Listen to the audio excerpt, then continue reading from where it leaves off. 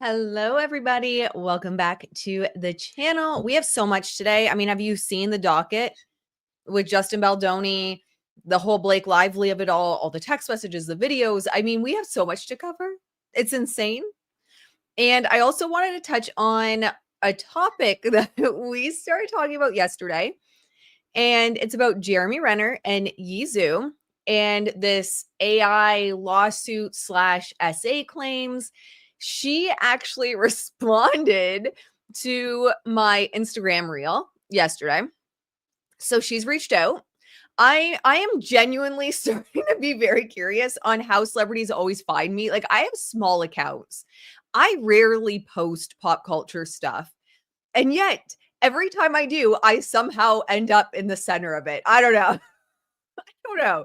But she did post on my reel. We'll look at that. And we'll also look at what she said to TMZ about this, because I'm following this case now. Like, I am invested in this case. So we're going to look at that quick before we go over to the docket. I'm going to be honest, guys. Hello. It's so nice to see everyone. I'm all cozy today. I have a cozy blanket, cozy sweater. Daisy, one of our rescue dogs, so we have 3 rescue dogs, and Daisy last night, I don't know what happened. She seemed to all of a sudden have an upset belly. And it was one of those lines, like, for animal lovers that they're also your kids. You're going to be able to relate to this, where you're like, and I'm sure human kids, you can relate to this too, where you're walking that line of like, do I want to drag them to the vets? Like, the closest emergency vet for us is an hour away, probably an hour and 15 minutes away.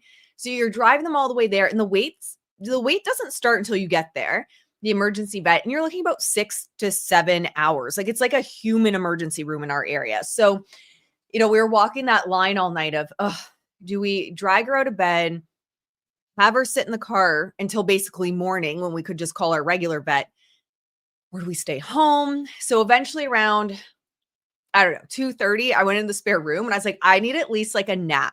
I need a nappy so I can get something done tomorrow. So I left my husband with the dogs and I went and took a nap in the other room. And then we were up early because the dogs get up early. So anyway, needless to say, I am so tired. So I might not be as entertaining as I typically am, or it might be more entertaining because I have less of a filter. I don't know. We'll figure it out. Hello, Leo. It's so nice to see you. We missed you yesterday. I was joking this morning that it's because I didn't have my co-pilot of the channel here that I was allowed to just go rogue and caught attention of celebrities again. I was saying that to my husband. I'm like, this is because my co-pilot wasn't there. I was allowed to go rogue. All right, my friends, it's so nice to see everyone. Say hi as you drop in. Let's start with, so we can get this out of the way. Well, not out of the way, because I'm actually very interested in what's going on. But this whole Jeremy Renner, Zhou, which I think I am pronouncing her name correctly, situation. Now, TMZ posts so much in a day. Now I'm not going to be able to find it. There it is. Okay. So we're going to watch. Oh, shit. TMZ is going to copyright strike me, aren't they? We'll just watch a short clip. And I will mute the beginning so we don't get that dun dun, which I'm pretty sure they swiped from Law and Order, by the way. So I don't know why they're out here copywriting striking everyone for dun dun, because they took it from Law and Order. But let's just see this. Hey, Zhou, how are you? There was no bumper. Hi, how are you? I'm doing good. I have to ask you, you've been in the press a little bit lately about the recent legal situation with Jeremy Renner. I wanted to ask you about that and kind of just ask you what's true, what's not true. Well, first of all, I have been supported by the media since always, so it's not like I needed anything to advertise for anything for myself. Okay, we're going to pause right there right away. I was watching, did anyone watch? Dun dun sound like Netflix at the beginning. Yeah. Who's stealing from who? I want to know. Probably everyone's stealing from Law and Order because it's been around for 90 years? I don't know. They're on season 60 of Law and Order SVU, and Mariska hasn't aged at all. One of my favorite shows. Yeah. Hi. One of the first things I have to say is I don't know who watched the Johnny Depp Amber Heard trial, but I was rewatching a part yesterday with Morgan Tremaine. Do you guys remember Morgan? So Morgan Tremaine was like this surprise the TMZ person that came in to say without saying that Amber Heard's the one that gave them the video. I think it was of the kitchen where Johnny's slamming the cabinets, which, I mean, who hasn't slammed things or screamed into a pillow when they're upset at some point in their life? Let's just be honest. So he goes in and he's talking about how the whole process works. And he talks about how he was called to meet, or well, his team was called to meet Amber at places like the airport. And I've said this previously with different individuals, including Justin, that TMZ isn't not, as much as we want to believe, just hanging out outside the airport. They're not. So the fact, too, from a psychology standpoint, that she starts with like, I don't really need the press because everyone's been so good to me, which is not what she's saying on her Instagram, by the way.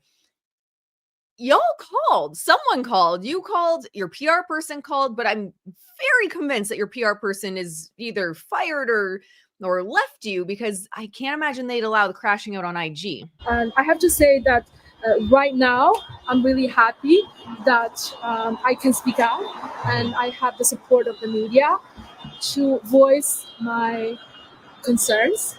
I have the support of Mark Zuckerberg and the platform of Instagram. My sorrow. Absolutely. And what I went through. And I'm happy that the media has been giving me opportunity, that the media has been fair to me in the reporting. And so I want to be grateful. I want to be, grateful also to the fans for voicing their opinion about the situation. I think what I would like to say. I better pause again. This is still probably, if you're watching the replay and there's a chunk taken out, it's because TMZ came after my ass. It's a lot of word salad, right? I, probably still rehearsed a lot, but a lot of word salad. And here's the thing, guys. It's hard. I worked in women's shelters. I worked as a counselor.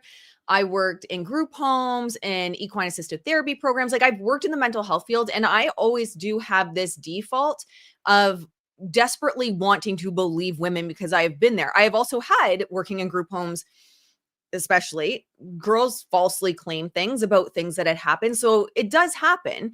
I'm not saying she is falsely claiming things or not. I think it is very muddy. When you are following the situation, the texts seem to be from the exact same time that she claims in this very video she thought they were in a relationship. And I'll show you the text message. Don't worry, we're gonna get to Baldoni and everything. Everyone usually hops on a little bit late anyway by the time the notifications go out. The text that she has, and I'll show you, where she claims that Renner had threatened to call ICE on her. It's cut off. Like, it's cut off. You only see the first line. So I hate to be someone that's like, something smells fishy, but I don't know. Say is, as women, it's okay to voice your opinion under the First Amendment. It's okay to share if you feel uncomfortable, if you feel frightened sometimes, if you feel disappointed, like I have been. And I thought it was love, maybe true love, maybe. What did we say yesterday? I said, and this is actually the reel she commented on. There's this clip of it because I just did like a kind of a clip of everything I'd said. I said, my feeling of what is happening is she thought it was true love and he thought it was a fling. Growing love, but it seems that he thinks otherwise. Yeah. And it's okay. Opinions are subjective, right? Yeah, absolutely. And I'm very happy that I have the chance to be able to speak up. And I'm really happy also, and I want to thank also Mr. Okay, we're just gonna. Okay. Let's pull up what she said on my post. I read people. Okay. And then transparency purposes. Now, I have received messages. I'm not going to say from who. I'm going to end up on another federal docket. Am I not? Guys, I came back to pop culture. I was like, we're not going to talk about PR, so it's less stressful for me. Within 24 hours, can someone explain to me, is it just my energy? Is there I'm genuinely asking, is there something with my energy that I just attract drama? And is it me? Am I the drama? I literally just said yesterday, we're not going to talk about pop culture, so it's less stressful. And then I get a notification that she left, which is totally cool. Left a comment on my post. And hey, hell, more than what Blake and Ryan do. They just quietly spy on you, which Justin Baldoni also called them out for. So they just quietly spy on you. So I mean, good for her. And I had said transparency is great. Broadcasting private messages is something else entirely. I did want to add probably also not legal. First Amendment and what is happening on your Instagram, in my opinion. Again, not a lawyer. I feel like it's different. So I said, in this digital age, posting alleged here I am. I can't stop giving PR advice. In this digital age, posting alleged screenshots doesn't prove a point. It just feeds the gossip cycle. I wish you luck in this. And if everything you say is true, I hope you receive justice through the legal system rather than through social media. And I genuinely mean that. I think the crazy part for all of this is if you believe her version of events and timeline of events, they were in a relationship. She thought it was true love. So those pictures she's being sent, are they just like because you're in a relationship and you're sending explicit pictures back and forth? And now you're twisting it. And that's what I was trying to you're awesome. Someone sent me a message saying you're awesome. Well, that is very sweet. Whoever sent that through. Thank you. The next one's going to be from her popping up. We're going to see in real time her message pop up. I don't know how to stop that. Anyway, let's go back a bit because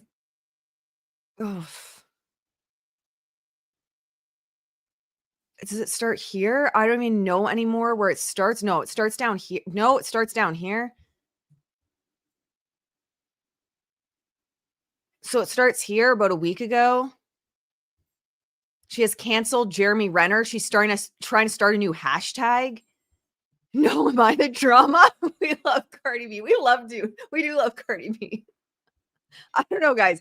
You're going to have to help me out because someone's the drama and it seems to be me. And I genuinely try to avoid it. My nervous system does not enjoy it. She's a stop and not pull. Blake Lively or Amber Heard. And here's the thing. If it's all true, there is a process for this. There is a process. It is not crashing out on Instagram. Her and Blakey crash out in very different ways on Instagram. But girl, PR advice, you don't have to I'm not going to send you a bill. Don't worry if you're watching. If this happened, as you say it did, I genuinely hope you get justice in the legal system. But in today's world, this isn't the media being on your side. TMZ is not on your side. Legacy media is not on your side. They are using you for clicks. Jeremy Renner is a huge name. I mean, Mayor of Kingstown, fantastic show. One of my favorites, honestly. I made a joke to my husband the other day, tongue in cheek. I was like, are we allowed to watch this? It was when I first started hearing rumblings of this.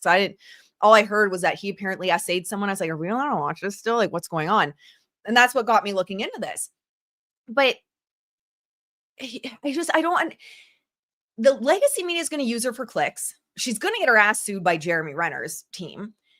And everyone, us included, we're just here watching the crash out. So I think there's a misunderstanding that people covering this craziness that's going down on Instagram is the legacy media supporting her. And I genuinely feel bad that there's that perception and maybe just a misunderstanding of the actual gossip cycle and social media. Because this is not it. And in a PR world, I mean, you want to say, you want to talk about someone that gets this PR world, this social media world, love her or hate her, Sydney Sweeney. She doesn't give anyone anything. You don't have to like her. You don't have to agree with her on politics or her gene ad or any of it. But she is someone that is going to be pretty damn hard to cancel because she doesn't feed into it. This feeds into it. And it just doesn't work in today's world, which sucks because if it legitimately happened, how she's saying it happened. So anyway, this is what's been going down on Instagram. Here's the thing. This is what my personal, like, just sharing the thoughts in my head. Just sharing the thoughts in my head. Did he figure out you were taking a bunch of private pictures out of the house and cut you loose? Because let me tell you, he doesn't seem aware in any of these pictures that she's taking pictures. Like, did he figure out? I love his house, by the way. I don't know if he rents this, he owns it. I don't know, but this house is a vibe. Look at that pillar. Did he figure out that like all these weird pictures were being taken and like he just had a vibe and I don't know. It just, that's what, and you know, I'm just bringing behind what I've been saying even to my husband. I said, this is just weird to me. Why are you taking these weird ass pictures? I'm sure I'll get a response either on YouTube or in Instagram on why. Am I older than Jeremy? WYD, babe? I don't know what that means.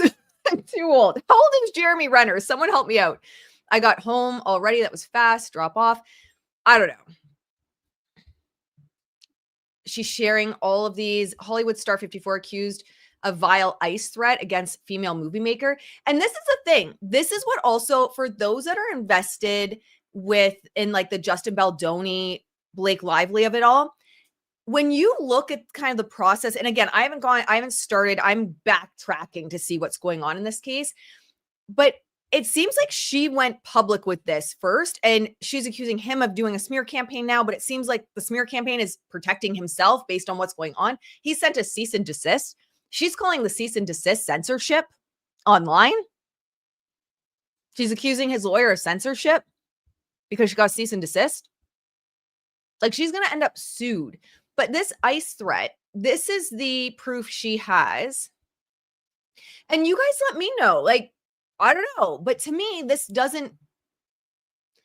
is the threat that apparently he made. So again, you can also, like, maybe they were having a fight. Like I don't know. This is why you don't put this shit on social media, Izu. She says, go to hell. All names are given. You're a pig. You use all apps to send dick pics. No one said anything so far. Immigration will be notified of your. And then she cuts it off. Why did you cut it off? Not that I'm defending him, but like, of your what? Is there something illegal that was done? Maybe she did something illegal. Who knows? But again, this is why you don't play this shit out on social media. Because it's not, like, his lawyer apparently is censoring her. I thought censorship was only in China. Wow, just understood censorship is in Hollywood too. When I do an interview, it seems it needs to be approved by someone. Yes, they're going to probably go to Jeremy Renner to get a statement. And here's the thing. Something to keep in mind with legacy media too. I mean, some of them are going to do better checks and balances than others. But if you go to someone with this, I mean, Deadline will probably run it, but a lot. That was a low blow, Ashley. It was legit though. Most platforms aren't going to run with that story because that doesn't prove that he threatened to call ICE on her or anything like that. So anyway, you know, this is just not it. And if you go back in their history, around the time that she's saying he was sending all of this and was inappropriate with her, she was posting in the Instagram stories. I sound like really old. The Instagram stories. In our day, we would post in the Instagram stories about our life. You wouldn't understand.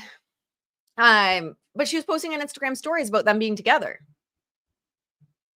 I don't know. I feel like Jeremy Renner, and I know there's been stuff, allegations with him previously. But overall, I feel like Jeremy Renner is a pretty private guy. I can't see him, like, that does not look like an impressed face. I can't see him being okay with all these weird pictures being taken. No. Ashley be like, don't come and try to hire me if you're this type of client. Yeah, don't. Please don't. Not for branding, not for anything. Hey, TV Leo. All right, my friends. Oh, I'm 15. Hello. It's so nice to see you. We're just catching up on, I've been chatting with Zhou, who's in it with Jeremy Renner right now. We're just about to switch over to the Justin Baldoni stuff. So anyway, let me know what you think, guys. Here's where my head goes, and I hate that it goes here, but I'm going to, we're a family. So I didn't tell you where my head goes. With allegations, and I'm not saying, this is not me saying I don't know him. I am putting that out there right now. I am not paid by his team. I was not paid for my opinion in this video. I do not know him personally. He's not a close personal friend of mine. These are my opinions only. But I feel like in Hollywood, I'm sure this can go both ways for women and men, but men especially right now, the fastest way to get what you want from a man in Hollywood since Me Too is to scream Me Too, is to accuse them of SA and to do it publicly. Blake Lively, I think, Zhou, a little bit more advice. I'm not a lawyer though, not a lawyer. But, Blake did it in one way where she had legal protection. I'm assuming you're going to catch a stray lawsuit with this one. But the fastest way to take a guy out is what Blake did to Justin Baldoni. Accuse him very publicly of SA. So while I want to believe women, this is not the way to do it. It's just not. It just comes across to me as like a woman scorned. And that's why I said yesterday, I think she was in love with him and he didn't see it like that. But when you look at all these pictures, I do wonder if he didn't see it like that because girlfriend was taking like pictures of him constantly. Like, how would you feel? Guys, and just to put myself in his shoes for a second, if I was dating someone, I was like that high profile, he is a big name. He's a big name. I would consider him an A-lister. If Blake Lively considers herself an A-lister, then he sure as shit is an A-lister. And can you imagine being involved with someone, you catch them constantly taking these weird ass pictures of you everywhere? Like, it's just weird.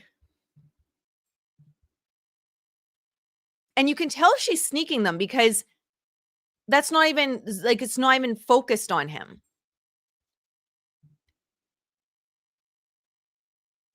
I don't know. If Blake is an A-lister, we all are.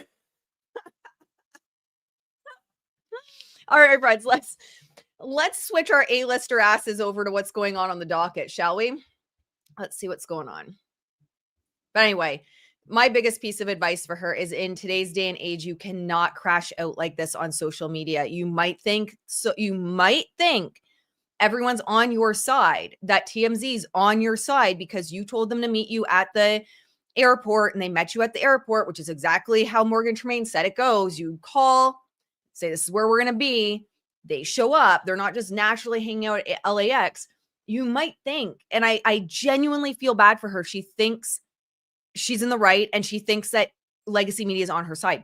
Girl, they will chew you up and spit you out. They don't give a shit. They're not on your side. They want clicks. All right, let's see what's going on over here. Where do we even begin? I caught a little bit of Lauren Court of Random Opinions live last night when I was just like sitting up with the dogs and Daisy was so sick. I was streaming it in the background. I don't even know where to start. Let's just start at the top down. It's probably gonna be a few videos that's gonna take to get through everything. Like 45 hours probably to get through everything, but let's just start the top down. Okay, so this is just a declaration of Alexandra A.E. Shapiro in support of the Wayfair Party's motion of summary judgment. So there you go. Game's on. Motion, a summary judgment has finally, well, I guess not finally, feels like finally, it's 11 months now, been submitted for the Wayfair parties. We'll just go top down. It'll take us as long as it takes us over the course of, the next month. Exhibit 143. So this looks like just the cover for It Ends With Us. It's all Blakey. Oh my gosh, I need a refill on hot chocolate today. I've switched my coffee addiction, but now it's hot chocolate, which I don't know if it's better or worse. So we have, sorry, for any that's going to listen on the audio or just streaming in the background, there's a lot here that says buy on Pacer, but it looks like PGA letter, an email, text messages. So I'm assuming they'll eventually end up on here because if you can buy them on Pacer, your girl doesn't have the money. Like I have a farm animal sanctuary. I don't have the money to buy this on Pacer, so we're just going to have to wait. We're just going to have to wait. But let's go down here. Exhibit 152, redacted, privileged. I need to turn the heater off. Is it on? Oh my gosh.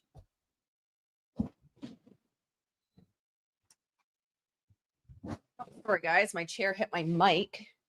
So that was probably not fun audio. I say I have to turn the heater off as I'm covered in a massive fuzzy blanket. Okay. So this is from Jennifer Abel. Let's see where it starts. Okay, so this is subject, maximum effort. It ends with us content capture. I also just want to clarify as it got back to us that there might be some confusion. We are not asking at all for Justin to be flown to New York in the room with Blake at all. Can you imagine? This poor guy. We're just asking for him to be able to be incorporated into whatever content is produced. So optically, it isn't evident that he's not included. Fans are smart and will start to catch on, we fear. If we need to shoot our own content to be incorporated into the final, oh my gosh, have Justin do something similar on his own platform so it's part of the larger concept. We're open to ideating with you guys ways we can be creative here. Please know we are realistic and light of the situation, but need to look out for our client as well. Discuss more tomorrow, Jennifer. And that's to Matt Mitchell and Danielle Miser. This is from Jen Abel to Matt and Danielle. Hi there. Hope everyone had a lovely 4th. Understand you're likely not back to work today. Our offices are closed as well, but wanted to touch base quickly so we can pick this back up again on Monday. We heard the content shoot went well last week. So as soon as you're able to share any insight or next steps per our call, that would be great as we start planning on our end. So it looks like they're just dealing with the fact that Justin is excluded, and rightfully so. I mean, Blake was warned, black and white. Blake was warned by Jen Abel from day one. You're in danger, girl. You cut him out of everything, and fans are smart. This is going to start a shitstorm. And Blake was like, I don't care. Do what I want. Exhibit 157. Oh, these are the ones we saw. Can you imagine? He's by the freaking water bottles at his own premiere. 158. Him with the snake. Look at the look Colleen Hoover's giving him. What a snake. Can you imagine being betrayed by people to this level? Exhibit 160. United States District Court of the Southern District of New York. Blake Lively plaintiff versus Wayfair Studios. So this is video record deposition of Jen Abel. Okay, so it starts with you don't like the person's past or their history or their reputation. Friedman, objection. The witness, who is Jen Abel. I think to better answer your question as a personal assistant or personal publicist, I'm able to make decisions based on who I think I'm able to represent based on my aligning values. Mr. Gottlieb. So by Mr. Gottlieb. Question. Okay. Do you typically do like a background investigation or look into your clients when you have new opportunities presented to you? Jen Abel. I think the extent of my ability to do a background investigation is to Google. I'm sure I've done that in the past. Question. Okay. When did you first meet Baldoni? Justin Baldoni. Answer. In 2020. Question. What were the circumstances in which you met him? Answer. I became his publicist and started running his account. Question. How did that come about? Answer. When I was employed at Jones Work. There we go again. When she was employed. I was hired to oversee the entire talent and entertainment department, and he was a talent client at the time. Question. Okay. Do you remember when in 2020 this was? Answer. I believe I was hired at the end of July 2020. So it would have been sometime around that time period. Question. And were you introduced to Mr. Baldoni through someone at Jones Work, or how did that come about? Answer. I'm trying to remember. I apologize. The first time that I met him, I believe there was a photo shoot that I came to set, and that was the first time that we met. But again, it's just a long time ago. I'd have to think more about that, and I can correct that later. Question, do you remember where that was? Answer, I do not, sorry. Question, did you meet anybody else at Wayfair Studios when you were brought in 2020 to work with Mr. Baldoni? Friedman, objection. The witness. So I don't recall the extent or the exact date of when I was introduced to the Wayfair team. Yeah, I apologize. I don't recall the exact date. And who would? Like I'd have to check my logs. I can't remember what I had for lunch a week ago, let alone the exact date I met someone. Oh, Gottlieb. At that time in 2020, were you representing Mr. Baldoni personally or Wayfair Studios or some combination of both? Answer, at Joneswork, they were the same. They were kind of the same contract, the same agreement. So I oversaw them as clients. Question, okay, when did you first meet Jamie Heath? Answer, again, I'd have to refresh my memory when he joined Jonesworks. I apologize. I don't have that date readily available. Question, do you know what year it might have been in? Answer, yeah, I would say, oh gosh, time flies. I would say, yeah. I'd say probably around, to the best of my recollection. Again, I'm as sitting here today, I may have to come back and correct this. I would say 2022. Okay, how about Steve Sarowitz? Answer, Steve, I met much later. Actually, I don't recall when I first met Steve. Yeah, I apologize. I don't recall when I first met Steve for the first time. Question, do you have any recollection of when you first learned of Steve Sarowitz, of his existence? Really? Oh, she does. Oh, yeah, of course. When I was brought on. Fair enough. What's his story? Meaning James, as reads. No, it's not his name. Fuck, ours is way better. What? Did you see that? Yes. Question, what? Answer, yes. Question, meaning our story that Miss Nathan is communicating? Answer, okay, so let's go back. We're missing some of this. So we just see a quote. Wasn't his story, end quote. Meaning James, as reads. Quote, no, it's not his name. Fuck, ours is way better. End quote. Do you see that? Jen Abel, yes. Question, meaning our story that Miss Nathan is communicating? Answer, again, it could be one that she contributed to, meaning we were getting incoming commentary, asking for commentary. We were balancing stories left and right. Question, you really were not told that Tag was placing a story with the Daily Mail? Answer, no, I was not. And actually, I would like to add that not only were we not told, we were given explicit instructions from our client to not place any story that was negative about Blake or otherwise. Well, there you go, guys. They were given explicit instructions to not plant any bad stories about Blake. So what? Blake's just pissed that they told the truth about what happened to correct the record. She's pissed that he was doing positive PR for himself, which is literally PR.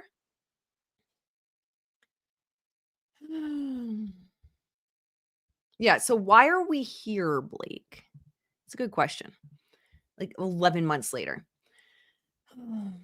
Our main focus was to mitigate the negative press that was breaking organically from the press tour, which seems to be what Justin, explicit instructions from their clients.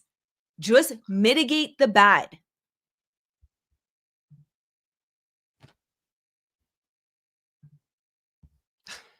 I just can't with Blake.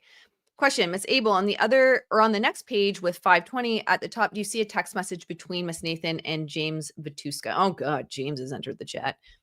All right, so that's the end of that one. Oh shit, I missed which one we were on. This one. Tara Hanks, 161. Who's Tara Hanks again? Someone's going to have to fill me in the chat. I do not know who Tara. There's too many people. The witness, Tara Hanks. In my experience, talent hires crisis when they feel they need that support. By Miss Roser. Question, did you have an understanding as to whether Mr. Baldoni felt in July of 2024 that he needed crisis support? Answer, yes. Question, and what is your understanding of why Mr. Baldoni felt that he needed crisis support in July of 2024? Answer, we were concerned. He was concerned about the cast unfollowing him and not doing press and promo in support of the film, and that there could be negative press from the film that could take away from the success of the film. Y'all, I have not realized, like personally, how batshit crazy the internet goes over who you follow or don't until you unfollow someone. And then the internet ends up in your DMs, hundreds of DMs. They're like, why'd you unfollow this person? What's going on here? It's wild. So he had every reason to be concerned. And After this year, I completely get why Taylor Swift follows literally no one to prevent this. Question. Was he also concerned, to your knowledge, that there would be negative press about him individually? Answer. He was concerned about press, negative press for the film. Question. I don't think you answered my question. Was Mr. Baldoni also concerned, to your knowledge, that there might be negative press about him individually apart from the film? Answer. He was concerned when the cast unfollowed. I mean, probably, yeah, I would assume, but it's justified. And all that shows to me is that Blake was being crazy and he wanted to protect himself. Can someone please tell, the president of Wayfair, thank you. Can someone please tell me how that is retaliation? Because all this is proving so far is he saw what she was doing and he wanted to protect himself. Exhibit 162. So this is August 9th, August 11th. So let's start here. It is Ashmi Elizabeth Dang, VP of Marketing and Communication, Wayfair Studios, August 9th, 2024. So it looks, or was it Jamie Heath to her? I don't know. Yeah, Jamie Heath to her. So Jamie Heath says, hey all, so we all see the noise and chatter regarding Justin, Blake, and Cass. This is all crazy, but I'd like for us to take a look at that even in the midst of feuding, how many people are pointing out that the DV is being glossed over and that Justin is essentially the only one appreciating the subject matter, whilst others may be not giving it the proper respect it deserves. As you know, this has always been a concern of ours, and I think we might agree that there's enough response to at least consider giving it a bit more thought. We are open with great numbers, and that is a testament to the movie itself and also the way you've positioned it, no doubt. And we should listen to the responses and really embrace what we're hearing. It won't hurt the movie by being more deliberate and embracing the DV aspect. People need to know that we too recognize the gravity and sensitivities of the subject. Again, not an email that's saying, go team, go. We kicked her ass. We slandered her good. We forced Blake to tell people about location shares and bringing her friends and florals, and she's going down. No, it's literally like, let's continue what we're doing because it's good. Focusing on the theme of the movie is working. Let's continue it. Let Blake bury herself. Yes, please like the stream while you're here. Subscribe while you're here. Oh, and while I think about talking about subscribing, I think it was 11 went out of the 30-day gratitude challenge over on Substack. And I have a podcast for the paid tier. Everyone gets the 30-day, now that I'm thinking about it, the 30-day gratitude challenge. Everyone gets that for free. So it's sent out around, I'd say 10 a.m. Eastern every morning. And then there's on the paid tier also a podcast, and you have a workshop that's been uploaded to the paid tier. And today for the paid tier, you're getting a vagal nerve toning exercise. And it's like you can do it in under a minute. And it's going to help shift you from fight flight to rest and digest. So, if Blakey and all this has stressed you out, head on over to Substack later today and do a vagal toning exercise. All right. This is from Jamie again. To be clear, we are not saying it's been inappropriately marketed in any. So he's got to justify it. Sure, it's not inappropriate. Let Blake go on about her florals. We're not saying it's been inappropriately marketed in any way. In fact, you all have been brilliant. Thank you. Extremely honored to be partners with you. It's been fantastic. The proof is in the pudding. This post is only pointing to the ones who have spoke about marketing. And while I'm not dissuaded by their commentary, it's good to take some learnings from it. I know and trust you understand the point. I look forward to discussing with you all. Congratulations on a huge success. You played a big and amazing part in it. Thanks again, Jamie. I mean, these are just so scandalous, guys. The next one's tag scope of work, which we've already gone over. Some text messages here. 168. So we've seen these before. I'm pretty sure them just going back and forth over the scenario planning document. Yeah, that's all that is. This one's exhibit 169. All right, so it looks like this is a transcript. Video record deposition of Melissa Nathan, Monday, September 29th. Question. Okay, do you see in the overview how the document says, as read, there are several potential scenarios at play here, which we should be prepared for should Blake Lively and her team make her grievances public? Answer. Yes. Question. Blake Lively and her team refers, or BL and her team refers to Blake Lively and her team. Answer. Yes. Question. Who did you understand Miss Lively's team to be at this time? Sorry, guys, losing my voice. I am so tired. I think my Fitbit said I had like 3.5 hours sleep last night. So, and I'm a girl that needs like 9 hours. Answer, Leslie Sloan and her publicist. Question, okay, who else besides Leslie Sloan did you understand to be part of Miss Lively's team? Answer, I didn't know there was anyone else. Question, okay, do you see the next sentence says, as read, given she was made to compromise with the premiere, we feel she will move forward with doing so. Do you see that? Answer, yes. Question, it was Tag's view that you all believe that Miss Lively and her team would make her grievances public. Answer, again, this is scenario planning. So this is a possibility. This is not definitive. Apparently, Blake Lively's team struggles with scenario planning. Like, struggling with reading comprehension is what are like my biggest pet peeves, like Blake and team. Scenario planning. It is not, this is what we did.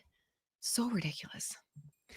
I'm not sure who would ever want to work with Blake again. This is also ridiculous. I agree. It's so ridiculous. Yeah, thank you, Leo. If you guys want to support the farm animal sanctuary, expenses always go through the roof in winter. We're getting everyone ready for winter right now. Getting shelters ready, extra bedding on farm, extra hay on farm. Hello, it's so nice to see you. Buying everything on Pacer would be like $900. Oh yeah, no. Oh yeah, no. Did I see Lauren's live earlier? The one that was at like 1 o'clock a.m. Eastern. I caught it when I was up sick with my dog sick last night. Some of it. They lasted much longer than me. Question. Right. I mean, the scenario. I didn't really ask if you thought it was a definitive thing she would do. I'm just saying what you're describing here in this first paragraph is there are scenarios that we need to be prepared for should she make her grievances public. Answer. I personally would have been like, no shit, Sherlock. Like, that's literally what I've been saying. But she says answer, absolutely.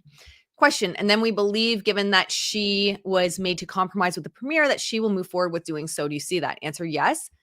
Question. So all I'm asking you is, it was your view or Tag's view, at least at the time, that Miss Lively was going to make her grievances public. Is that right? How many, like, ugh. You've asked this question 45 times. Answer, no, she could. You keep on saying that it's my view. This is like she could have made. Yes. Question as read. We feel she will, oh my God, this lawyer keeps going. We feel she will move forward with. All right, August 9th, text messages, Exhibit 178, filed under seal. Damn it. I mean, just put them out now. Like, seriously, I think we're at the stage of this case where just let them fly. Let them fly. Exhibit 180, text messages. Thread participants, Melissa Nathan, Jen Abel. So this is Melissa Nathan saying, I'm just going to say one thing. This is the time to make decisions on social planning. Would rather be in the front, in the back, and it costs way more in the back. That's all I will say, and I hope that I'm 100% wrong, but just have a flag, that's my job. So I think what she's saying, I mean, I haven't read these yet, so she might explain it later, is the front foot, not the back foot, I'm assuming is what she's getting at. And yes, correcting shit, it will definitely cost a lot more money, of course. I mean, of course to her. Just speaking out loud. Jen Abel, do you think we need it from what you're seeing? And she continues with, because we have also a planned response if needed, considering all the interviews he is doing between now and Friday. And Melissa says, not this second, but it's one of those better safe than sorry. But from what I'm saying, I don't think you need it this second, but just want to be really, really aware. I'm an over planner because socials. It's true. Things can go sideways very quickly.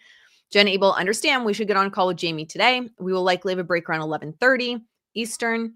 Melissa says, from my friend at TMZ, Justin Baldoni tips hitting our email about his beef with Blake and Colleen Hoover. Jen says, what are the tips? Melissa, I asked, that was my follow-up question. Jen Abel, if we can kill before we do the Today Show, and that looks like a grimace smiley, and then the owl-eyed smiley, like, oh shit, we need to kill this shit now. Melissa, nothing to kill right now. Don't worry. Jen Abel, phew. Thank God for you. Listen, Nathan, just to be aware. Oh God, famous last words, Jen. This might be a fight, but we will come through it well. That's all that matters. This is a text message to people that say B and R. Tip, how are you guys not covering the beef between Blake Lively and Justin Baldoni and Colleen Hoover? It's starting to show up all over TikTok that there's drama between them. Also, they unfollowed each other. It read that. That's from Melissa Nathan sharing a screenshot with Jen. Jen is all fan speculation because she was in Sweden and then as a director did press separately and then just say they never fucking followed. Jen, LOL. I hate everyone. I can that, Jen. I can relate to that. The problem with the internet, though, is if you say they never fucking followed each other, and that's how you're going to move forward with that, is the internet keeps receipts. And I'd rather be upfront, personally, from a PR perspective, then you'd be like, they never followed each other. It's totally cool. And then there's people that have the freaking daily screenshots of it. They're going to be like, well, actually, at 2 p.m. on June 1st, when it was a sunny day and, 5 degrees Celsius, they unfollowed each other. Like someone's going to have the picture and the exact metadata of it. Like, it's going to happen. So I would just say not to deny it. Just be honest about it. Melissa Nathan loved I hate everyone. Same, she says. Blake Lively Vogue cover just dropped. Reading. Jen says, I read it. It's fine. Barely anything about the movie. The entire thing is meaningless fluff. It's a fluff piece. There's redacted chunk there. Melissa Nathan, she finishes the cookie and brushes off the crumbs. Her ear jewelry sparkles in the light. Jen looks like a blank text. Melissa says, we can't change that headline. It's not a place that would. It's clickbait and it's reporting on what happened, which did happen. We need to concentrate on the big media and socials. So it looks like they're not like, if something did happen, they're like, whatever, it did happen. Just leave it. Like, we don't need to waste our time. We don't need to waste our energy or focus on things that did happen. Don't worry about it. But monitor that article heavily. Jen, okay, copy. I think we really need to put the social combat plan in motion. Melissa, so do I. We are heavily monitoring, trust me, and have our friendlies updating us as well. Jen, can you call Jamie and get the free light? Jen, green light. I was like, what's a free light? I'm not familiar with that term. I'm learning new things. No, it's green light. Oh, actually, you need sleep. Melissa Nathan, yes. Jen, sorry, we are back in press. Melissa loves, sorry, we are back in press. So Melissa shares some articles, Hollywood Reporter, Variety, Deadline, freaking Deadline, CBS News, USA Today, New York Post. So it looks like Washington Post. And those abs.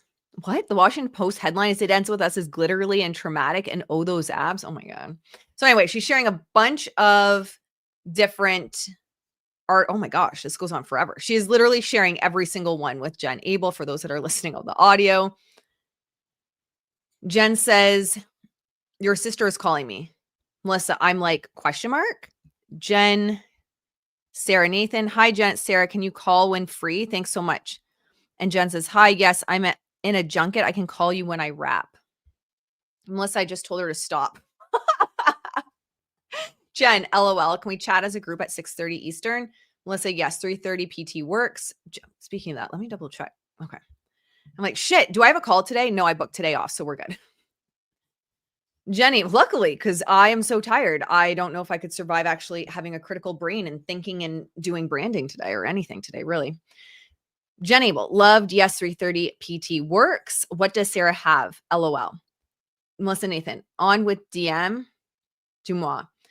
Great chat would do. Feel really good about it. Now on to my sister. Call me later if you want to vent. You are doing a really fucking hard job right now in person. Jen, you guys are so good. I feel like Melissa's like, yes, coworker, but also dealing with like the stress Jen's going under as well. And so that's got to be a lot on Melissa, but she seems to handle it really well. Jen, no way. You guys are great and so helpful that you're drafting it and doing the work for me and for us. He feels good about this and loves that you are killing things and have the inside scoop. Melissa, okay, good. I want to be a really good partner to you, especially Jen, only because Justin is asking, did you connect with Sarah? Melissa, I did. I'd rather have the conversation with you on your own, though. There isn't a huge amount, but there's a couple of little things, but not from that list. Jen, okay, I'm at dinner, so I can either try you tonight or call when I have a moment at a decent time tomorrow. Melissa, perfect. Don't worry. It's not an ASAP sort of thing. Is anyone else okay? Hello. Oh my goodness. It's so nice to see so many familiar faces.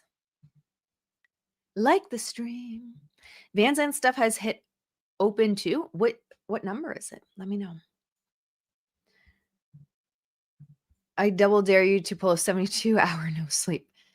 I used to have insomnia. I did get like fragments of sleep, but I definitely wouldn't be streaming. I was on like 72 hours no sleep. That is for sure. Because I would just be catatonic. Okay, so Jen, okay, great. So I can breathe a little. Melissa, yes, breathe, please. That's so funny. Melissa's like the mama bear. Like, just breathe. It's okay. I've got this. Oh, this is what we just. Okay, so Melissa Nathan on Zoom. Oh, this is with Sarah Nathan. Why is Justin's camp IEU called Daily Mail IEU? What the fuck are you doing? Sarah Nathan says. Melissa Nathan, excuse me? No, I have not. Sisters. I only have brothers. The only request for comment, and she shares an email. And it says, hi, I'm a reporter for dailymail.com, and I'm currently working on a story surrounding the recent rumors that there was a feud between It Ends With Us co-stars Blake and Justin.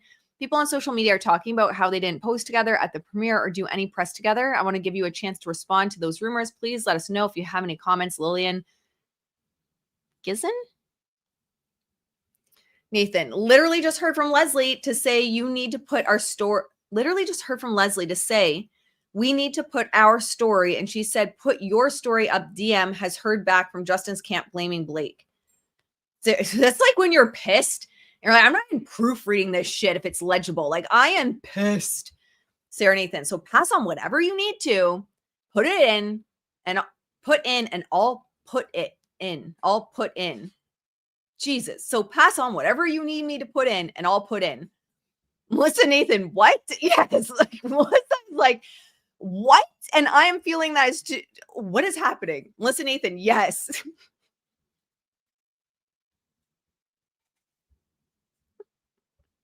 This reminds me of like the text message. Did you guys see the text message that was going back and forth between was it Brian Friedman and Harvey from TMZ? And like it was complete, you don't even know what's going on in it. And Brian's like, what are you talking about? What is happening right now? Basically, this is what it reminds me of. Sarah's obviously pissed. Melissa's obviously confused. Melissa goes, nope, this is it above. Sarah, very weird. Melissa Nathan, not even a reporter I have spoken to, redacted. Sarah, okay, send on what you need me to put in the copy. Melissa, well, she needs to be fucking careful. As tell her you are hearing there are text messages from Blake praising him after it wraps to him and a whole bunch of other stuff. No one is using anything. We have no plans to do one thing. There is no point. So the DM thing is false. Sarah, okay. Sarah, she's on a plane, so I can't even speak to her. Melissa, there's no point for us to do any story. What is the strategy of that? Sarah, how do I know? I'm saying if you want to give me some, how do I know? I don't fucking know. I'm saying if you want to give me something, send it to me. Otherwise, Shelly wants to expand on it for Sunday. Also, not sure when we were putting this up. Melissa, there's no way, like this is definitely reading like sisters bickering, which is kind of funny. Also, how horrible to have your text messages with your sister out there. Melissa Nathan, there is no way we'll do a big story with Daily Mail. No one even knows we have him. Sarah, she said Stephanie. So maybe Stephanie is involved. Melissa, she's not. Sarah, very weird. She said Stephanie is a see you next Tuesday. Melissa, it's just Jen Way is too scared. Sarah, I'm trying to hold this back anyway, as I need something for Saturday. Melissa says, I mean, she's right. SJ is a see you next Tuesday. Sarah, she actually said lying, see you next Tuesday. Melissa, not wrong. Big piece redacted. Sarah or Stephanie Jones, man, like you were pissed about those websites. You were pissed about those websites and you started this whole mess where now people saying the kind of person you actually are in text messages for the world to see. You're a special kind of crazy, Stephanie Jones. Special kind of crazy, girl. Melissa, now I'm going to have to answer the fucking Daily Mail. Sarah, what would you even say? Melissa, I don't know, but I wasn't even answering. But now I need to know what the fuck.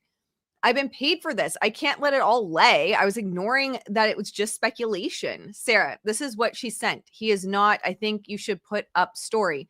Justin Camp called Daily Mail blaming Blake. So she may just be lying and maybe was just mad. Melissa, no, I don't think she would lie. That's what I'm concerned about.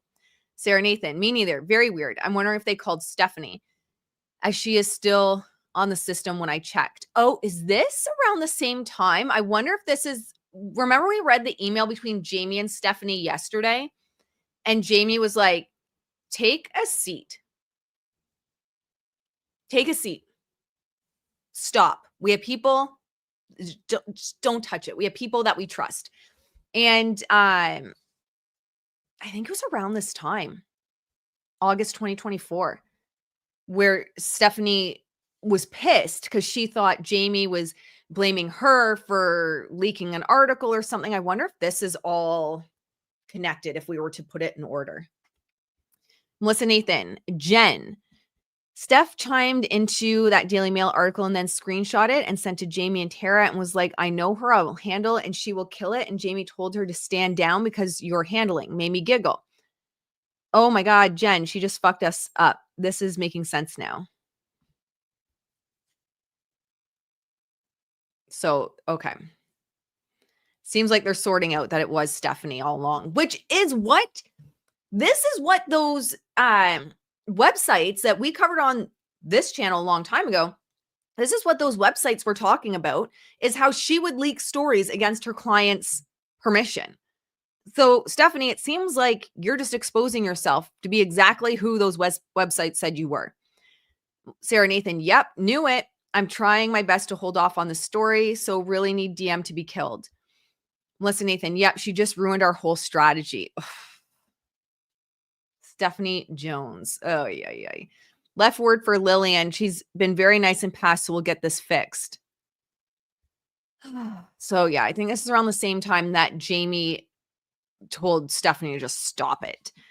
And then yesterday I said, I think that's what set Stephanie off, was he said, we have people we trust. You need to stop.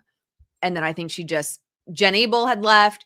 She was still supposed to have the contract. And I think, was it March or May of this year with Wayfair and Justin and everyone? Everyone was just like, we want nothing to do with you. And she just went unhinged after that.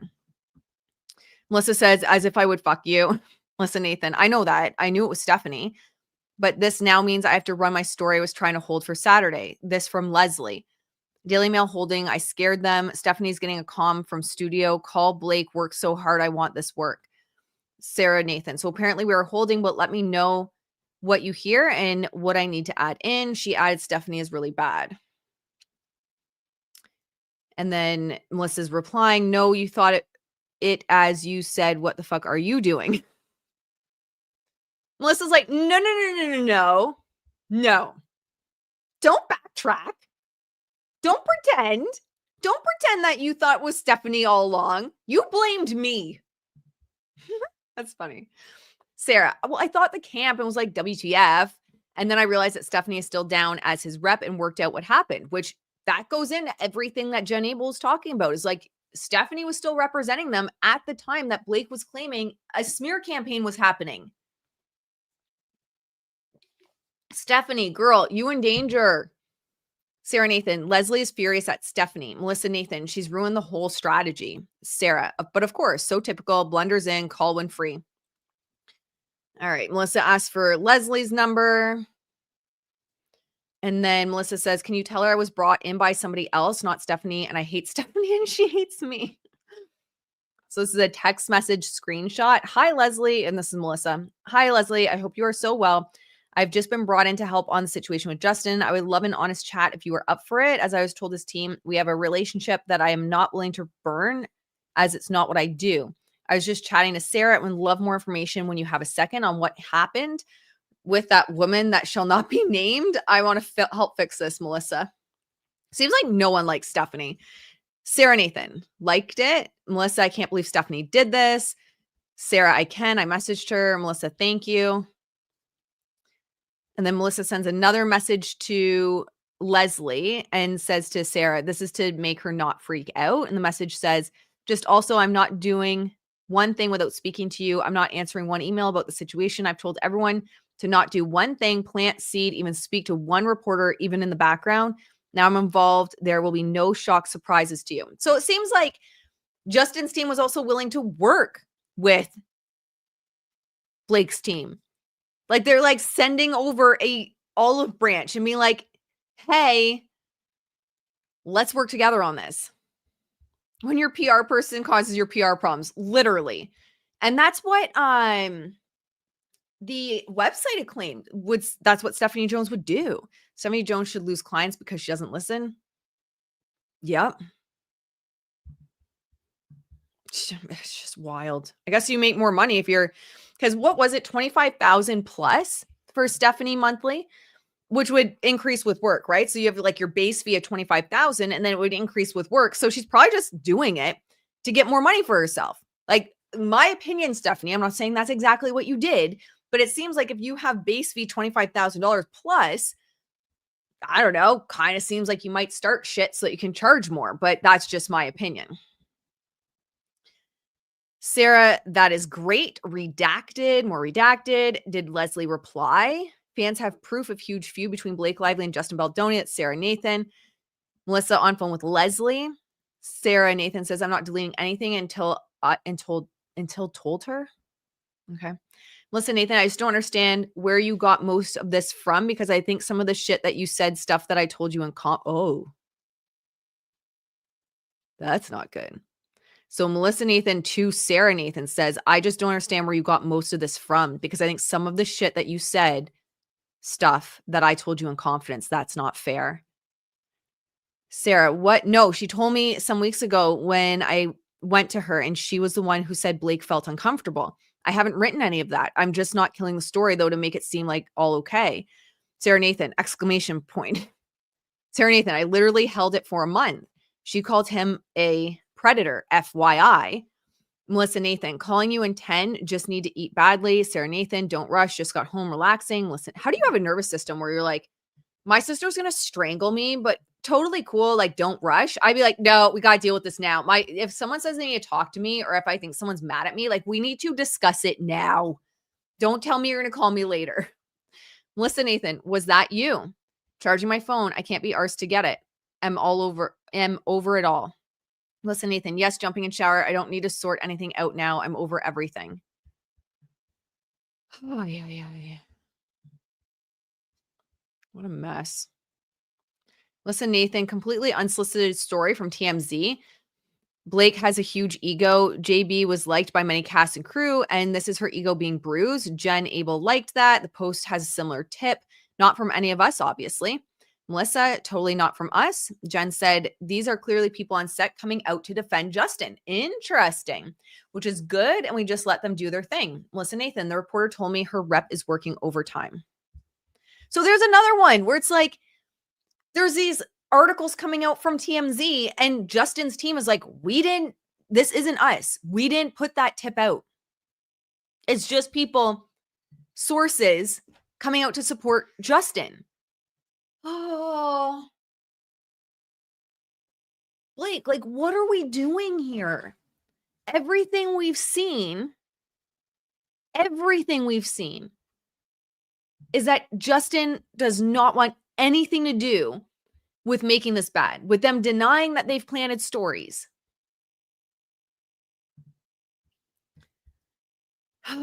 Blake. Blake, you need to join my 30 days of gratitude challenge over on Substack. Girl, it's free. I know your legal bills are sky ass high. I know they're high, girl. So it is a free 30-day challenge of gratitude, and it might help you shift your mindset. Might help you shift, maybe be in the vibe of why Justin was all about gratitude and positivity and saging the demons out of you and all of that. It might actually help you. So you can use a fake email, use a burner email. It can be like Tinkerbell17, 1999 or whatever. Or, Spice Girls Nostalgia, 1999 at yahoo.ca. Or no, you're in the States, yahoo.com. Use a burner, girl. But I think you could benefit from the 30 days of gratitude. Yinzu, you're also welcome. Everyone's welcome. It's wild.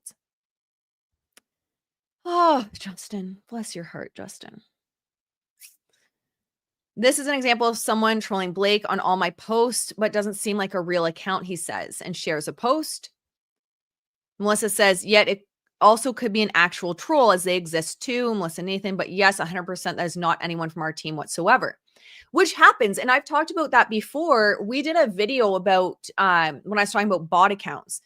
You will genuinely get a buildup, and more of a buildup if you have a larger account, of just bot accounts. They're not purchased by someone against you. They're not purchased by anyone in particular, right? That's involved in like a celebrity drama.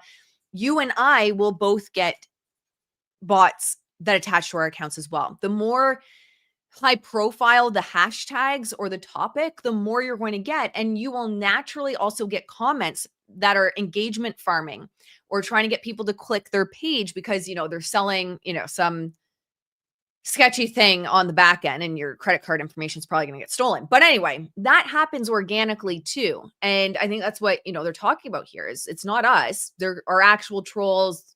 There's actual just bots. It happens. So Justin loved that. Again, Justin being like, y'all better not be sending bots after her. Again, just like denying this clandestine smear campaign. Where is it? Because at no point did they expect all their emails to be on a federal court docket for everyone to be reading on the internet. If it was going to be somewhere, you'd at least get a hint of it where Justin or Jamie's like, yeah, did those bots take her out yet? Like, oh my God. Melissa Nathan and Justin. Melissa Nathan, in my humble opinion, you have a lot of trauma too from the pressure of the months of holding on to what could be to what actually ending up happening. And now the aftermath, which honestly, you've come off really well. And everyone I speak to is on your side. Justin says, I do. So he's acknowledging the trauma.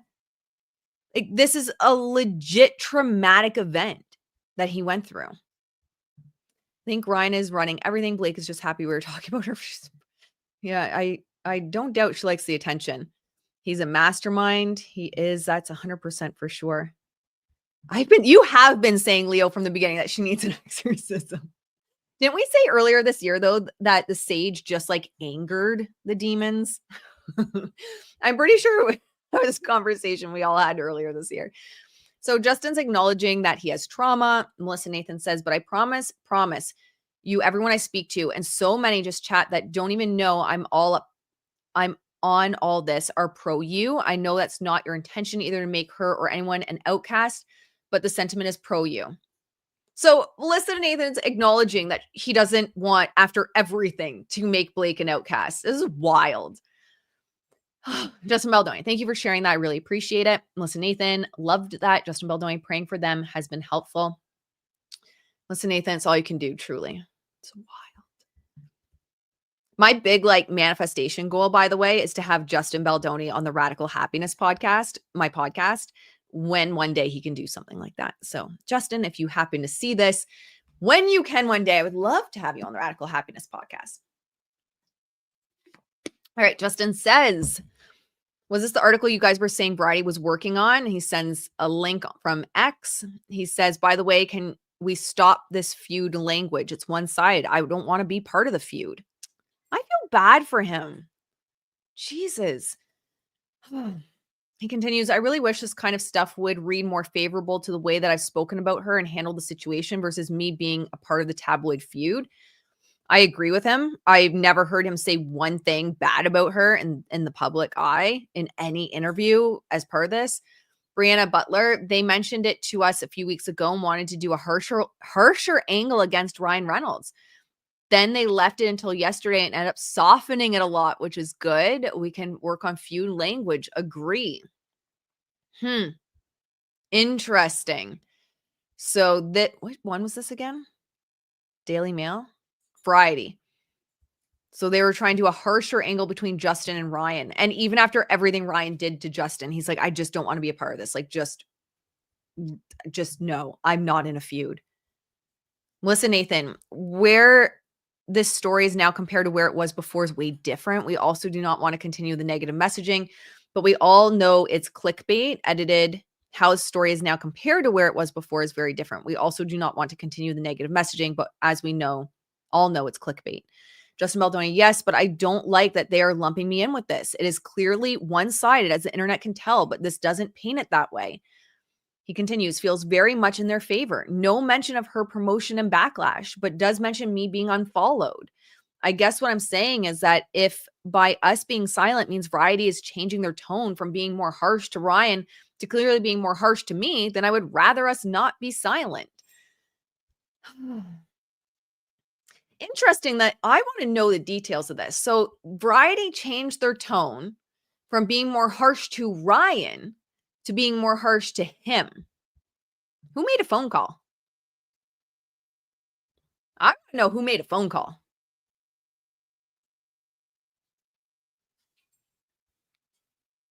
Why all of a sudden was it softened towards Ryan? Ryan? Do you know who made the phone call, Ryan? Was it you? Or your Gordon Reynolds or whatever? Gordon Reynolds called in and was like, hey, man,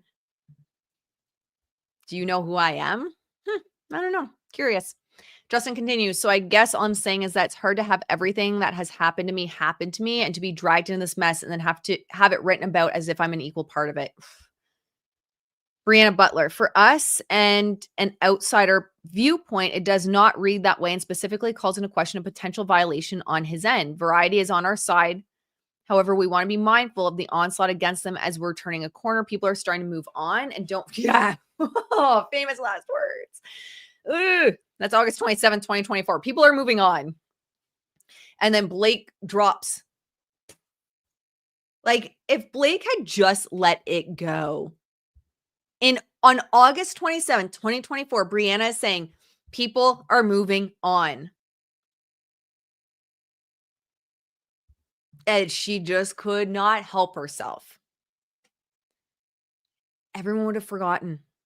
But she just couldn't help herself. So Brianna says people are moving on. Justin, understood. Brianna, if there is ever a chance or time when we decide to address this or add anything to the narrative, Variety is very much on our side. They've been appalled by all of this in our favor.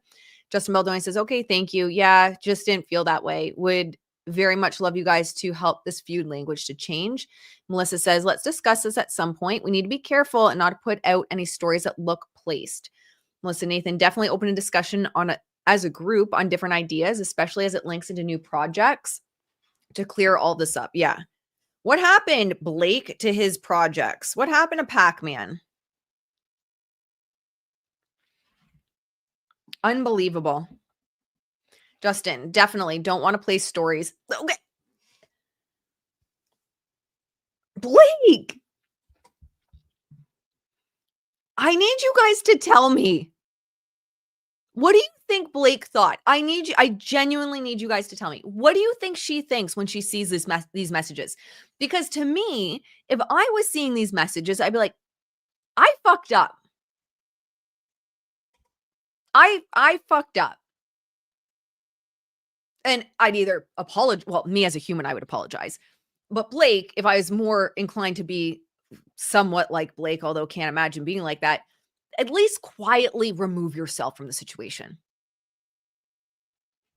I just, like, how can I make, well, I guess this, I don't know when she would have gotten this, I guess recently. How can I make this right? fuck, I messed up.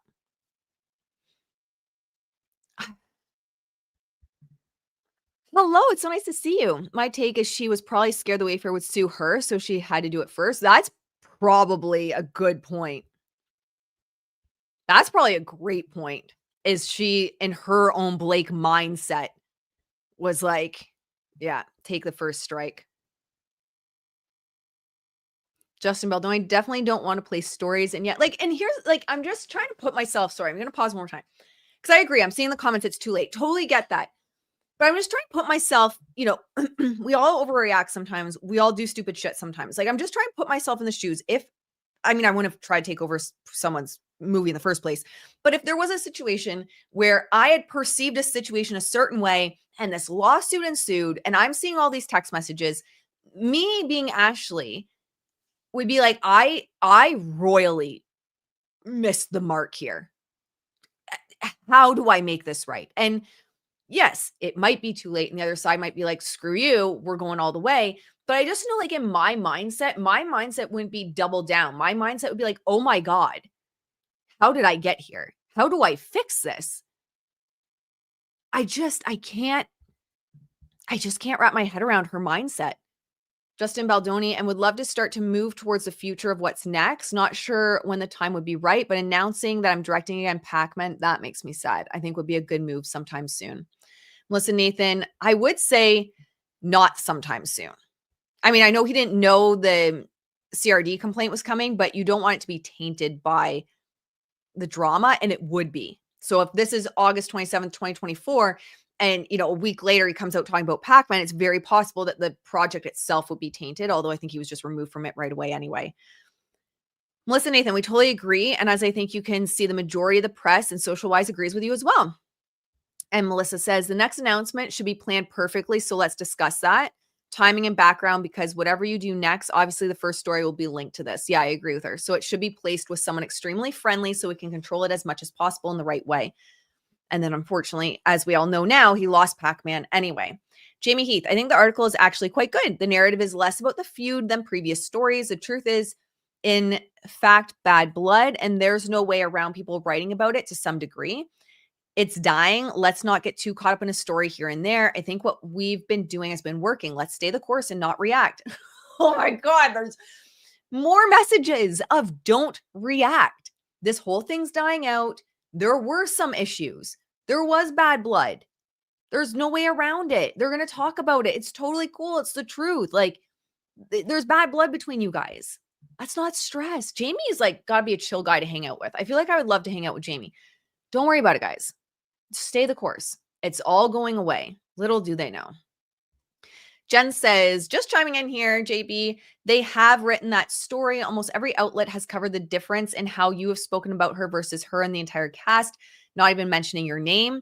They have covered extensively how you have approached the film and did side-by-side comparisons to your interviews about DV and how you have spoken so extensively about giving the cast credit versus she and the rest of the cast. Since that story is now so played out, this is the next wave of media coverage that are exhausting all angles to have a story about this film since it was generating so much interest. We can't always guarantee that they're going to include the feud language because that's clickbait. Where we can finesse, we will, but we need to keep our participation with press to a minimum and keep steering the narrative into other things where we can. I actually think this variety piece is quite good as it highlights the actual problems with what Blake has said publicly, less about the feud. This is actually a great example. Do you guys, or if you were on the live stream yesterday, we talked about the one article is about Jeremy Renner and the accusations that are being leveled against him.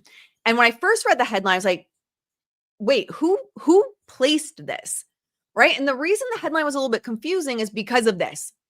Like, there was a clickbaity aspect to the headline. But as soon as you got down, because remember, 80% of people read the headline first, which is unfortunate when they're just going for clickbait. But again, as Jen Abel says, you can't completely control it. You're just not going to be able to.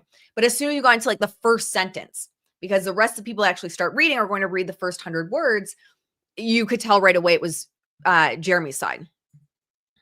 But it was obvious that there was this aspect of clickbait for the headline itself. Actually thinking about this, Sydney Sweeney Barstool, I can't remember the guy's name, is like dragging Sydney Sweeney's PR rep on X. I don't have it ready to go. Maybe I'll pull it up tomorrow to show you guys. But one of the individuals from Barstools is like dragging Sydney Sweeney's PR rep because the PR rep reached out trying to micromanage the headline too much and trying to micromanage the article too much. And it blew up for them because while I think is very unprofessional, they took a screenshot of the email and put it everywhere. So it's blown up on, and again, I think at this point with how she approaches things, it's going to be very hard to cancel her, but it was kind of a little bit of bad press and would definitely, if I was the PR agent, make me a little bit embarrassed, just slightly embarrassed. But this is what they're also getting to here. So for those that are newer to the channel, I have 15 years experience in branding, marketing, and PR.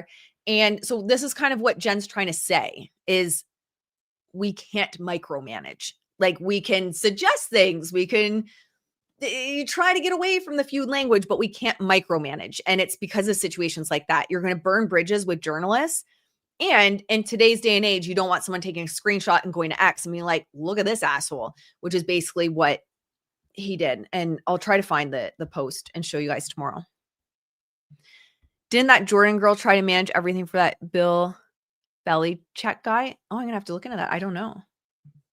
Yeah, I cannot wait for Blake's response. I am dying. But anyway, just to give some background, that's what she's speaking to there. And that's also why you want to be very careful about micromanaging, especially if it's a friendly journalist that you have good ties with and you start micromanaging them, you're going to burn that bridge.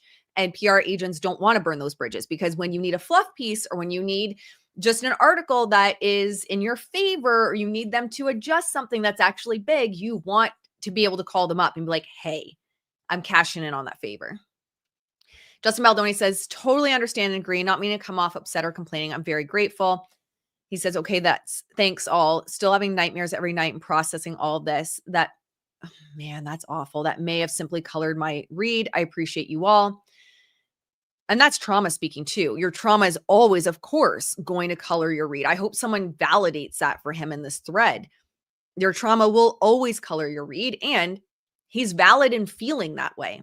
He's valid in wanting himself to be removed. Look, I'm like, okay, so my text message next to Justin would be, and this because they also have a background in psychology, my text message back to him would have been, you're valid and your feelings are valid because you've been through a trauma. And your feelings are valid that you want the word feud removed because you are not directly involved in this. I hear what you're saying, and all of that is completely valid. We are not trying to make you feel unseen in this. We are doing our best to mitigate the words that you don't want to be used while also being careful not to burn bridges with journalists that are friendly to us. That's what I would have said. That's actually serious voice. Jenny, well, no one thinks that at all. We definitely want to always arm you with as much info as possible. Jen, you drop the ball, girlfriend. You seem like a cool person. Drop the ball. You had an opportunity. Make him feel seen. Help him feel seen. Man's going through trauma. Needs someone to feel seen. Exhibit 219. Nothing there. Produced in native format. What the hell does that mean? 220. Just a bunch of attachments. Oh, it's a photo shoot with Justin. How cool. Penny Grace is his pseudonym or like alias, I guess is the word I'm looking for. James social media. Okay, our team is working on this. James social media. Here's the first round of content for you to approve, JB. This would all be for IG. There's nothing scandalous about that. Social media managers will get your social shit ready and then get you to approve it. So more pictures. I don't know what this is from, but August 8th, 2024. What time is it? My belly is growling. Lately, I don't know, guys. Winter shows up and I go into like hibernation mode. I'm like a bear. I need to eat my weight in carbs a day to, I don't know, hibernate. Oh, thank you. I agree. Ashley would be an excellent publicist for someone like JB. Oh, are you guys saying that? It's, it's a background in psychology too, right? Having that background, not many people in branding, marketing, and PR have the background also in psychology to be able to pull that through. And I think in that moment, it was just a missed opportunity to make him feel seen. And I think sometimes, especially when you're so much in your PR brain, you're like, but this is how it goes. When your client just genuinely needs to be validated, they need their feelings to be validated, and it's very valid for him to feel that way. And it's very valid for him to say, you have got to get rid of that word because I'm not involved. So that was just where my mind goes right away. So Grace so Justin, sorry, I should just say his name, cut off some of the top of the Marielle post, not loving the matcha one. Maybe set it to music. Macho man. Instead, we say, I'm a matcha man. Okay, that's my kind of humor. I am a nerd like that. That is my kind of humor. Make it funny. It's too serious right now. I love that. That is my kind of nerdy humor. I love him even more. He goes on to say, lovely meeting the women of X coffee shop. Thanks for letting me make a matcha. Okay, so he just stopped by somewhere. James, social media. Thanks, JB. We'll get those updates to you shortly. Justin says, sorry to ask, where are we at with premiere after party stuff? Shouldn't we have posted that already? James says, we have the carpet asset above for your review. We'll reshare and the after party ready for the review. And Justin says, sorry, Wi-Fi slow and can't download. Okay, so they edited the image for social media. And Justin says, also, are you guys going through the approving tag photos and posts of me that are supportive? I'm not seeing that. James, social media, for the photo with you and all the ladies, updated caption too. Lovely meeting the women of Ground Central Coffee Shop. Thanks for letting me practice my matcha making skills. It's Justin, but could be Wi-Fi. Still focused on that. That's okay. He just seems so chill. I feel so bad for him. He just seems like a chill, good guy that did not want to be dragged into this mess. Clearly someone that is, and I'm not going to say this at a slight. When I say sensitive, like I was going to say he's someone that is very obviously sensitive to energies. Also being an ADHDer likely has rejection. I can feel that. Like I don't mean I can feel it, like I can feel Justin Baldoni has rejection sensitivity because, my psychic that also works with Kim Kardashian and Stephanie Jones has sent me a transmission through the airwaves to let me know that he suffers with rejection sensitivity. No, it's not what I'm talking about. I feel that as an ADHDer myself, that rejection sensitivity. So when he's panicking, and especially with that, like, we need to take the feud language out. Like, I can't deal with this. That's also that rejection sensitivity coming in of like, I can't deal with this. I can't handle people thinking that I'm involved in this. So Jen, they're talking about downloading content. Nothing big here. Justin says, what's the TikTok strategy? I'd like you guys to start posting me only talking about domestic violence and clips and why this movie is so important. I don't understand why Blake takes that wrong. Like, girl, you could have done the same thing. There was an opportunity for you to do it too. There is an opportunity for you to do it too. Also, did you guys see, as like a total aside, Kim Kardashian's blaming her psychics for her failing the bar? I wonder if it's the same psychic that works with Stephanie Jones. Funny enough, and I've said it in the past for those that have been around for a while, I do have a friend that is legit a celebrity psychic. So I just giggle every time. I've never asked her who her clients are, and I would not put her in that spot. I would never put her in that spot. But I have wondered, girl, are you the psychic that Stephanie Jones and Kim Kardashian are crashing out over? I do want to ask. I would not, but I do want to ask. So they're just going back and forth. This is social media strategy. Justin says, let's change my bio and link to a resource for survivors, please. I love that. So good. On TikTok and IG. He says, if you or someone you know is experiencing DV, help is available. Visit No More for more info with it pointing down. James, social media, says we can definitely do that. Your link goes to a link tree, so we can make No More the top link. I'll just make sure that works for the character count and can make those changes right now. Oh my God, I hate the character count. Always stresses me out. Justin says, can we lose the link tree and just make it No More? That is a smart move. Jen says, I wouldn't do that. Too drastic too soon. Make it top link within Linktree, the first thing you see. I wonder what was in the Linktree. Because you could at least cut out a bunch of stuff. Like, I don't know. There's like 10 links. Leaving it to a couple links is the least they could have done at that time. But I personally don't think it would have been too drastic, honestly. Justin says, okay, Jen, how about adding it to the top of Linktree? Also, how's this for caption? It's easy to ask, especially as men. Why do women stay? But the real question we need to ask is, why do men harm? This was not an easy story to tell, and yet it was profoundly important. I've learned so much. I'm so grateful for all the support and the partnerships with my friends and the charitable partner to this film, nomore.org. Jen says, then let's start rolling out the content to support. We are so grateful. Rest is good. James replied, would just suggest changing it from the website to their account since we can't post URLs and captions. Fair enough, which is annoying. Justin adding Jamie for his thoughts. I would add Melissa to this thread. Yeah, they're just going back and forth about social media. They post his social media to show him the updates. There's nothing scandalous here. This is just back and forth over stories. We have an article. Justin says, did we share the Forbes story as well? James says this one.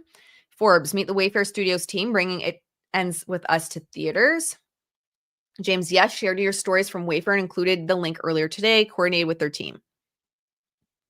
Justin sends a picture of him and Emily. That's so cute. The others heard it, love it, say they all love it. I feel so bad. She's off to Sweden. Justin says, great on Forbes, and we tagged them. James says, Jeff Conway. Yes, he's tagged. That's it. They're just going over social media. More text messages. Oh my, like everyone's text messages for the last like 3 years are on this docket. I would be horrified. Listen, Nathan, morning. Let me know when you have a second about a situation I want to make you, but I think you might already be aware of that. I would like to make you more aware of. Melissa. Oh, tomorrow. That's hilarious that she's in the. Everyone's just catching strays. Everyone's private messages are just catching strays. Ugh. Melissa says, hi. Dumois, Melissa. Not Melissa, Nathan. I'll just call Melissa Nathan. Melissa Dumois. Okay. Oh my God, I totally forgot to tell you I've been in LA. Nathan says, how was it? Did you hate it? LOL. Dumois. Haha, I stayed at the Bel Air, so loved it, but I barely leave. Melissa Nathan, can we talk about Justin and Blake when you have a sec? Hundo P. Yes, Melissa Dumois says. Melissa Nathan says, I'm exhausted already. Melissa Dumois, are you repping him? I just heard something bad. Nathan says, for this crisis that I think that you know about, which sounds overblown and ridiculous, but when they compound it, it sounds bad. Let me know when you can jump on a call. And then Dumois sends Nathan the phone number to call her at, and that's the end of the thread. Oh my God. This is never, guys, we're going to like not get through everything. Like not even close. This is insane. We'll pick it up tomorrow, what we don't go through. So this is Melissa tag with Justin. Just going back and forth about talking.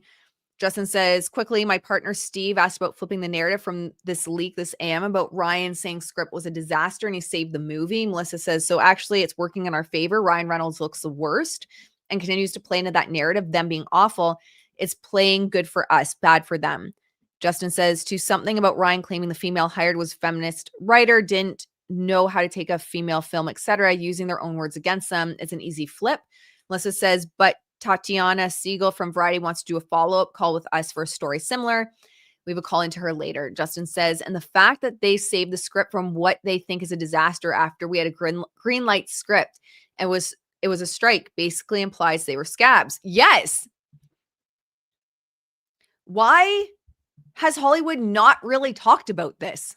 Yeah, this is going to be several. Yeah, exactly. We're going to wrap it up shortly and then we will pick up tomorrow. We'll go through everything, guys. We'll go through it all. It's just going to take us time. It's just going to, there's so much. And there's probably going to be more continuing to be released as it gets uploaded to Court Listener. So Justin says, which we should 100% lead them to. And Melissa says, oh, that bit I'm all over. Justin says, It's a man coming to say this female writer sucks and I need to save it. Well, yeah, Ryan probably feels that way. He probably genuinely feels he needs to save shit from women. Like scripts, movies, like just Ryan probably thinks that he is just his shit doesn't stink. He's such an asshole. Justin B goes on. There is no truce here. Someone should tell his team that we're ready to fight if they keep leaking this shit. So he's saying, he's like, once again, every message that gets released, every message we go to is literally Justin saying, if they keep going, we'll have to push back. If they keep leaking shit, we're going to have to push back. At no point so far have we seen anything, and we're not going to see it because we would have seen it by now. So when they finally do have the scenario planning document, you get the scenario planning document because they are defending themselves from this bullshit that's been leaked all along.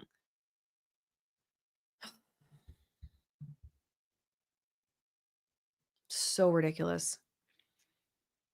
So Jen Abel says, hi, sorry, just out of my meeting. Justin, the RR story came out yesterday, I believe, and incurred further backlash. Media is already calling us about the scab issue. That's what Melissa's talking about for Tatiana Siegel, who is a big film writer. That's a story she's interested in. We need to be smart about how we hit back.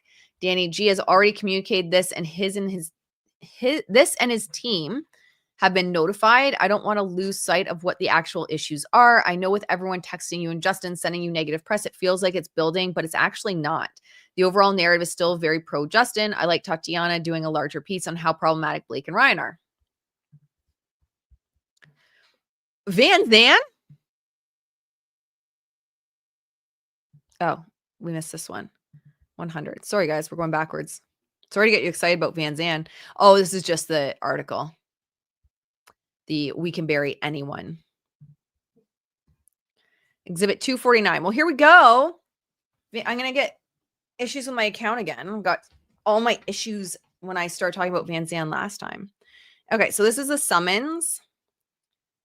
Oh, we don't need to read 12 pages. To the above named defendants, you're hereby summoned to answer the complaint, and this action is serve a copy of your answer, or if the complaint is not served with the summons, to serve a notice of appearance on the plaintiff's attorney within 20 days after service of the summons. So this is Van Zandt against Doe's 1 through 10.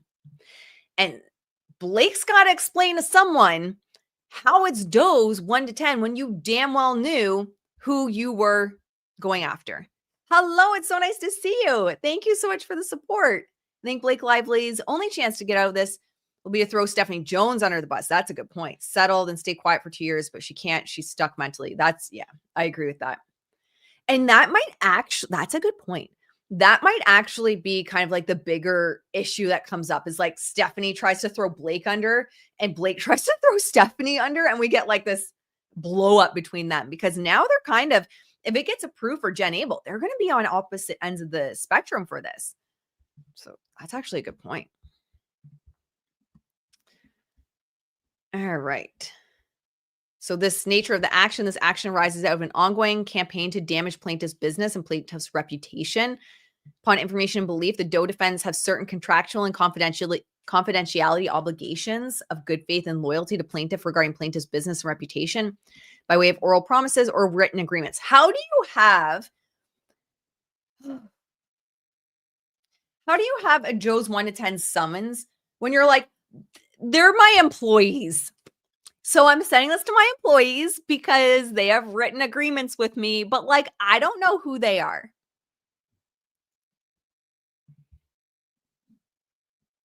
Despite these obligations, the Doe defendants have undertaken direct efforts to contravene these agreements and instead of participating may continue to participate in efforts to harm plaintiff, including failing to act in plaintiff's best interest, taking actions to their personal benefit, plaintiff's expense, failing to freely communicate with plaintiff regarding matters that impact plaintiff's business and reputation, and disclosing to third parties and failing to keep strictly confidential plaintiff's confidential and private information.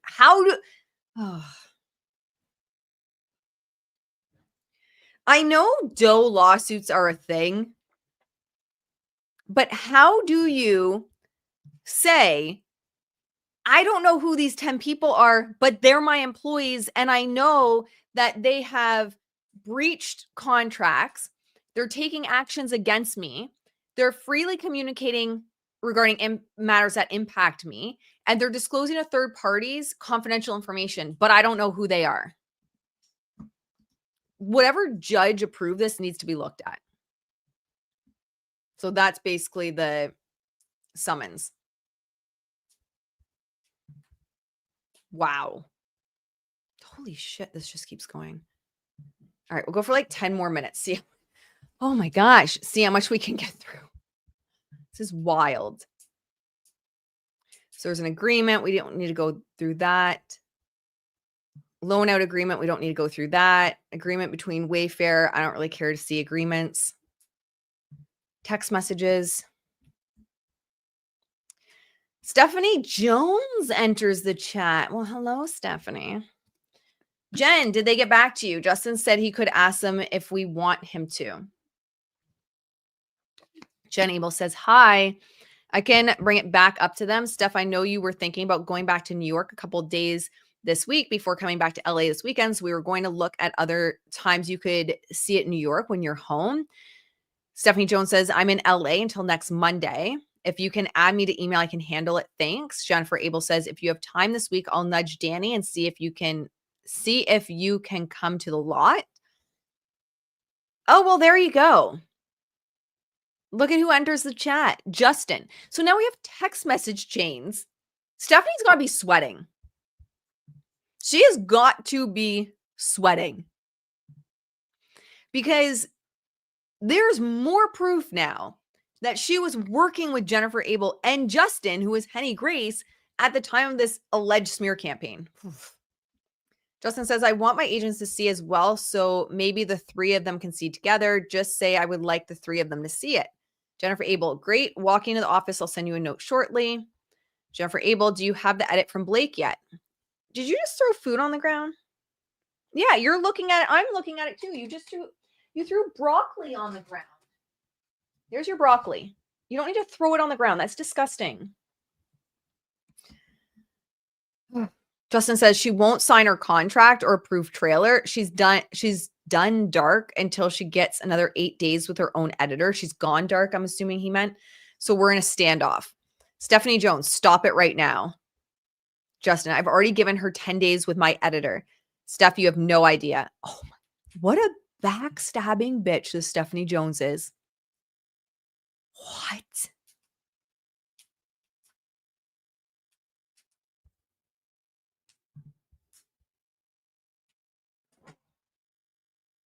What?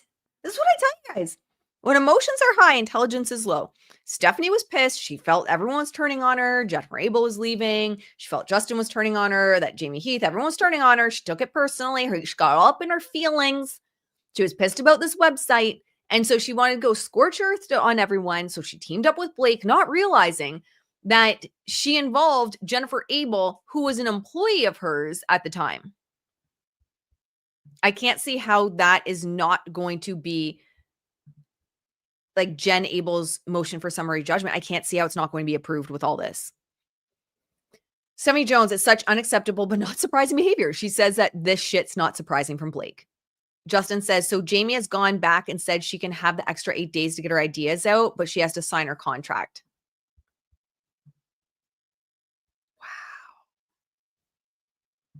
This is a cease and desist demand, Exhibit 271. So Justin, Jamie, Steve, Amin, Melissa, Jen, Jed, receive and desist demand preservation notice. So when's this? December 20th, 2024. So December 20th, 2024. So 2 Wayfair Studios, LLC, the agency group, and other addressed parties. Hi, Annie. Are you hanging out now? The undersigned law firms represent Blake Lively, Ryan Reynolds, and the related entities, including but not limited to Betty Buzz, LLC, Blake Brown, Aviation Gin, Mint Mobile, and Maximum Effort Productions. With respect to a dispute between the Lively Reynolds parties and Wayfair Studios, its co-founders Justin Baldoni and Steve Sarowitz. So anyway, it's a cease and desist preservation notice. December 20th, 2024, but they want to go back how far? And they're pissed about getting messages back how far? And they're pissed about Signal being set up when? Like, it's just nothing these people do makes sense. You trying to look at yourself in the camera? Annie the sleuthing parrot. She's got like a pile of broccoli here. She usually likes to eat her broccoli while I film. There you go. Good girl. Eat your veggies. You're a good girl. Yeah, you're on live. You're funny. There you go. Eat your veggies. All right, so that's all for that one. Which one's this? Declaration of Alexandra A.E. Shapiro in support of motion for summary judgment. How long is this? Oh my God. Holy shit. This is insane.